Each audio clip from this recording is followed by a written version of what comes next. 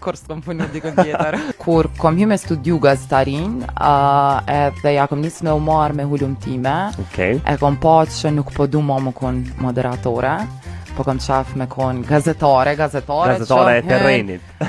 Hyn direkt në tema, i thellon temat edhe ju kallzon njerëzve saksisht uranik se çka ashtu ndodh. A ke punu me naj media tjetër, kur s'pas na vetë?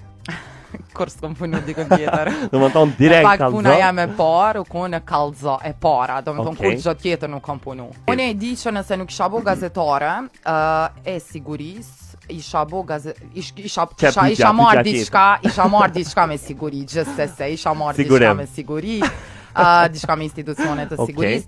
Jo, ja kom nis rastet të thjeshta, po të rëndësishme, sepse krejta jo që ka na i shumë në baza ditore si të dalim prej qësaj studio, dalim tek një ndërtes, pi ndërteses dalim në rrugë, shumë një problematik një diçka që përballet komuniteti në baza ditore, pra ja nis prej qasaj, po ndërkohë mandej ja pata nis me u marrë me lajme editore të sigurisë, edhe ndërkohë normalisht kolegët e mi të cilët edhe janë në krye të kallëzohet, më kanë marrë dhe më kanë thonë që a je gati me përcjell qëtë sektore, dhe në këmë thonë poste po më pëlqen me i sjell në mënyrë tjetër, me detajet të tjera, rastet se çka ndodh në vendin tonë. Për mu gjithmonë e rëndësishme u konë zani që aty në njerëzve cilët për një me kanë probleme dhe janë të përfshim pa drejtësisht në situatat e caktume.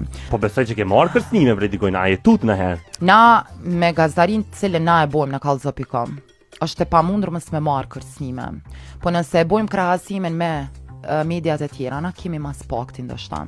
Për shkak të formës të cilën na e zgjedhim me e bo. Çdo ditë çuna me çat ide dhe çdo ditë çuna me idenë që komu kanë zani i njerëzve të mi, atë komunitetit tam, shoqënisë tam, ata çka ata smujnë me bone komo bo për ta.